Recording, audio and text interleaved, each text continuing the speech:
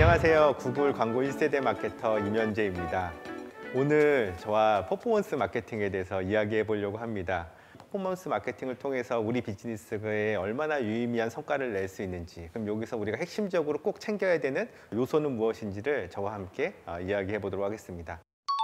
저는 오늘 주제를 이렇게 좀 재미있게 표현해 보려고 합니다. 퍼포먼스 마케팅의 성패는 뭐뭐와 뭐뭐에 있다라고 한번 운을 띄워보고 시작해 보도록 하겠습니다. 자, 첫 번째입니다. 퍼포먼스 마케팅에 있어서 가장 중요한 건 무엇일까요? 저는 목표 설정이라고 생각합니다. 마케팅 목표, 마케팅 KPI를 어떤 걸로 설정하느냐에 따라서 그 전략이 완전 달라지기 때문에요. 목표 설정이 있어야 된다라고 생각합니다. 이런 퍼포먼스 마케팅의 목표는 어떤 것들이 있을까요? 가장 기업이라면 이윤을 내겠죠. 매출이 가장 중요한 거겠고요. 또 이제 막 서비스를 시작한 앱이나 웹 서비스를 하는 곳에서는 많은 사람들이 모여서 사이트나 웹이 활성화되는 것도 퍼포먼스 마케팅의 하나가 될 수 있겠고요. 또 유튜브 채널을 운영하시는 분들은 실버 버튼을 딸 수 있는 10만 구독자가 될 수 있고요. 이렇게 다양한 목표가 있습니다. 어떠한 목표를 설정하는 게 매우 중요한데, 자, 이렇게 목표를 설정했다면 전략과 실행을 짜게 되겠죠. 전략을 실행하는 데 있어서 우리가 가장 중요한 기법 뭐죠?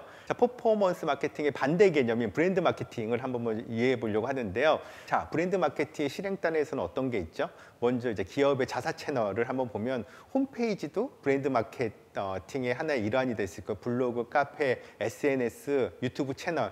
자, 그러면 브랜드 마케팅의 유료 채널 광고는 어떤 게 있을까요? 조금 전에 언급해드렸던 TV 광고도 브랜드 마케팅 활동의 일환일 거고요. 라디오, 5개 매체, IPTV, 온라인 광고, 이런 것들도 모두 다 브랜드 마케팅의 일환일 것입니다. 브랜드 마케팅이 잘 되면 어떤 효과가 있을까요? 네, 많은 사람들이 그걸 인식해서 TV에서 보거나 어디 그 5개 매체나 라디오를 통해 들어서 검색을 통해서 유입이 되고요. 또 앱도 설치할 수 있는 창구가 될 수 있는 부분이고요. 또 이 기업에서 이 브랜드 마케팅을 적극적으로 하게 되면요, 자연스럽게 이 퍼포먼스 마케팅의 성과도 같이 끌어올리는 효과를 얻을 수 있습니다. 사람들이 인지를 하게 되고요. 인지를 통해서 나에게 타겟팅된 어떤 퍼포먼스 마케팅 메시지가 훨씬 더 효율과 성과를 높일 수 있는 그런 어떤 유기적인 결합을 하게 됩니다. 그 브랜드 마케팅이 좀 어려운 부분도 있습니다. 마케터 입장에서는 되게 제한되는 부분이 있는 게 뭐냐면, 일단은 비용이 많이 든다라는 부분들이 있고요. 그리고 단기간의 어떤 실적과 매출보다는 장기간 긴 호흡을 갖고 그 성과를 만들어가는 거기 때문에 담당자 입장에서 예산을 쓰고 의사결정에 굉장히 부담이 돼서 이런 실제 마케팅 담당자들이 쉽게 선택할 수 없는 어떤 방법이다라는 부분입니다. 자, 그 반대로 퍼포먼스 마케팅의 장단점은 무엇일까요? 이 퍼포먼스 마케팅은요, 말 그대로 꼭 필요한 사람들만 찾아내서 그 사람들에게 메시지를 보내서 나의 마케팅 목표를 달성하겠다라는 겁니다. 아무래도 제한될 수밖에 없는 부분인데요. 내 상품과 서비스를 이용할 만한 사람들만 찾아내고요. 그게 타겟팅이겠죠. 이들에 집중해서 단기간에 내가 원하는 광고비 대비의 수익을 얻을 수 있는 그런 어떤 의사결정을 하는 것인데요. 자, 퍼포먼스 마케팅의 일환으로 자사 채널에서는 어떤 활동이 퍼포먼스 마케팅의 이제 일환일까요? 자, 홈페이지, 블로그, SNS, 유튜브 채널 이런 데가 있는데요. 유료 광고 채널에서의 퍼포먼스 마케팅은 검색 광고, 퍼포먼스 마케팅의 일환이고요. 또 타겟팅 광고도 이 퍼포먼스 마케팅의 일환이 되고 있습니다. 근데 이 퍼포먼스 마케팅의 한계는 무엇일까요? 자, 첫 번째, 나와 가장 가까운 사람들에게 메시지가 보내지고 그 사람들의 유입과 이제 전환이 이루어진다라는 점입니다. 내가 어떤 유료 광고를 하거나 아니면 나의 SNS나 홈페이지나 이런 곳에 이벤트나 프로모션을 하면 나를 알고 있는 사람들이 집중해서 구매를 해주는 그런 방식이기 때문에 성과는 높일 수 있어도 내가 원하고자 하는 매출 볼륨을 확대하기가 되게 어렵다라는 점입니다.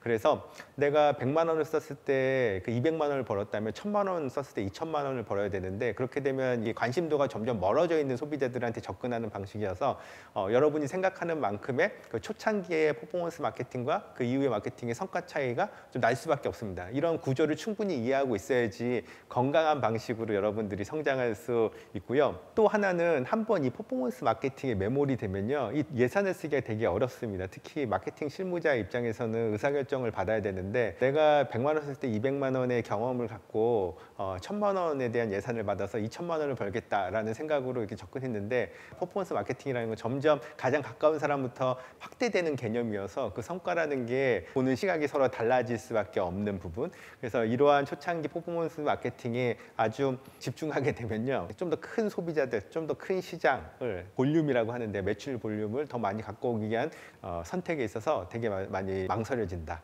그 다음에 이제 점점 시간이 지날수록 투자 대비 성과는 어려워지겠죠. 이러한 어떤 맹점이 있다라는 점을 잘 생각하시면서 진행하시면 좋을 것 같습니다. 퍼포먼스 마케팅에 되게 중요한 거는요, 무료 광고 채널, 홍보 채널이라고 해서는 자사 채널들, 홈페이지, SNS, 블로그 뭐 이런 것들이 전부 다 자사 채널이라고 하면요, 유료 광고를 통해서 우리가 획득할 수 있는 퍼포먼스 마케팅에 대해서 어떠한 채널들이 있는지 한번 알아보도록 하겠습니다. 여러분들 이제 검색 광고, 퍼포먼스 마케팅의 가장 대표적인 거는 검색 광고예요. 왜냐하면 가장 확실한 이제 고객을 이제 맞이할 수 있는 그런 광고 방식 중에 하나입니다. 하지만 또 이게 또 어려움이 있죠. 경쟁이 날로 치열해지고 그러다 보면 성과는 다른 채널보다 성과는 좋지만 광고의 투입 대비의 그 이익은 점점 낮아지고 경쟁은 점점 치열해지고, 확장하고자 하고 또 신규 플레이어들은 되게 어려움을 느낄 수가 있습니다.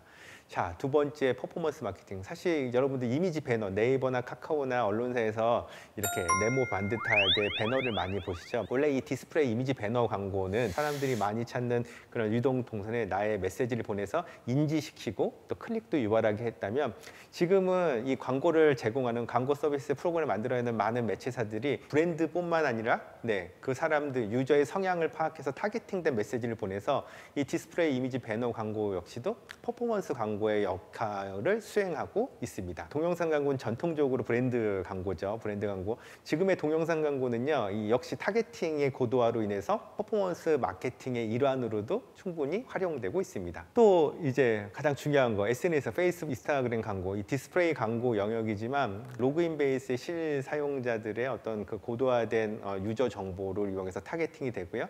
또 각각 그 타겟팅된 유저의 그 휴대폰 꽉 찬 화면의 타임라인에 아주 보기 좋게 이미지, 메시지, 텍스트를 얹으면서 이 퍼포먼스 마케팅의 굉장히 중요한 채널로 자림하고 있는데요. 이거 역시도 정통적인 관점에서는 이 디스플레이라는 브랜드 성격이 강했다면, 이 타겟팅 기술의 발달로 퍼포먼스 광고 영역까지 포함되어 있는 상황입니다. 이 퍼포먼스 마케팅의 가장 중요한 두 번째, 바로 크리에이티브다, 광고 소재, 메시지이다라는 부분인데요. 참고로 여러분들 이 메시지를 나는 경험이 없는데 어떻게 만들어야지 잘 만들 수 있을까요? 어떻게 레퍼런스 같은 걸 어떻게 볼 수 있을까요? 라고 생각하실 텐데요. 가장 쉬운 거는요, 지금 바로 네이버나 카카오 다음 페이지 가셔가지고 그 메인에 나오는 그 광고, 디스플레이 배너를 보시면 우리나라에서 가장 잘하시는 분들, 잘하시는 디자이너 분들이 만들어 놓은 그런 메시지니까요. 그런 것들을 잘 캡처해서 보시면 이 소재를 만드는데 매우 도움이 됩니다. 자, 마케팅 단계, 목표별로 어떤 메시지를 쓰느냐가 이 퍼포먼스 마케팅을 성과를 좌우하는 데 매우 중요한 포인트인데요. 맨 먼저 우리가 상품을 런칭했는데 시작 초기부터 사람들이 많이 알고 찾아 들어올 수는 없겠죠. 그러면 우리가 어떤 메시지를 보내야 될까요? 그동안 제가 많은 학습을 한 결과 이 인지, 처음 우리 상품과 서비스가 나온 단계에서는요, 최대한 이 메시지에서는 우리 브랜드와 상품을 알리는 방식의 내용이 담기는 게 효율이 가장 좋았습니다. 두 번째 단계로는 관심과 참여 유도, 클릭을 한다든가 아니면 뭔가의 그 참여 응모를 한다든가, 이럴 때는 좀 흥미로운 소재가 되게 좋습니다. 그래서 뭐 퍼즐이라든가 즐겨찾기라든가 아니면 뭐 체험단이라든가 이런 것도 일련의 우리가 각각의 마케팅 목표에서 사람들의 관심과 참여를 유도할 때 어떤 메시지를 보내느냐에 있어서 그들이 직접 참여로 할 수 있는, 동기를 부여할 수 있는 그런 메시지들이 매우 중요하다라는 부분들. 그리고 우리가 마케팅 목표의 마지막에 있는 매출의 단계에 있는 사람들 우리가 찾아갈 때는 의사결정에 있어서 굉장히 마음이 흔들려 있는 분들입니다. 이분들한테는 가격적 혜택, 경쟁력, 아니면 뭐 1+1의 어떤 그 상품에 대한 추가 혜택, 또는 이제 제품에 대한, 서비스에 대한 후기 정보들을 담은 그런 메시지를 했을 때 다른 여타의 이미지 소재보다 또는 영상보다 훨씬 더 성과가 좋았거든요. 각각의 우리가 퍼포먼스 마케팅에서 KPI도 서로 다르고 각각 단계가 다른데 거기에 니즈에 맞는 소비자 니즈에 맞는 적재적소의 소재가 딱 들어가야지 이 성과도 증대된다라고 이제 여러분들한테 제가 말씀드리는 겁니다. 자, 한번 정리를 해보도록 하겠습니다. 첫 번째, 정확하고 합리적인 목표를 설정해라. 이 목표가 틀려버리면 결과가 안 좋을 수밖에 없습니다. 두 번째, 퍼포먼스 마케팅의 장점과 한계를 명확하게 인지한 상태에서 하셔야 됩니다. 이 퍼포먼스 마케팅이 모든 걸 해결해 주지 않습니다. 더 많은 기회를 놓칠 수가 있으니까 이 장점과 한계를 반드시 인지하시고 진행하셔야 되고요. 그리고 마지막으로 핵심은 뭐다? 예, 메시지, 크리에이티브다. 네, 우리가 정확한 타겟 유저들을 찾았다면 그들을 움직일 수 있는 메시지의 A/B 테스트라고도 하는데요. 이 메시지를 어떤 전략으로 삼느냐가 매우 중요합니다. 자, 그럼 마무리 짓도록 하겠습니다. 제가 서두에 퍼포먼스 마케팅의 성패는 뭐뭐와 뭐뭐에 있다라고 말씀드렸는데요. 자, 결론을 지어보면 퍼포먼스 마케팅의 성패는 목표 설정과 메시지에 있다라고 하면서 정리해 보도록 하겠습니다. 지금까지 구글 광고 1세대 마케터 임현재였습니다.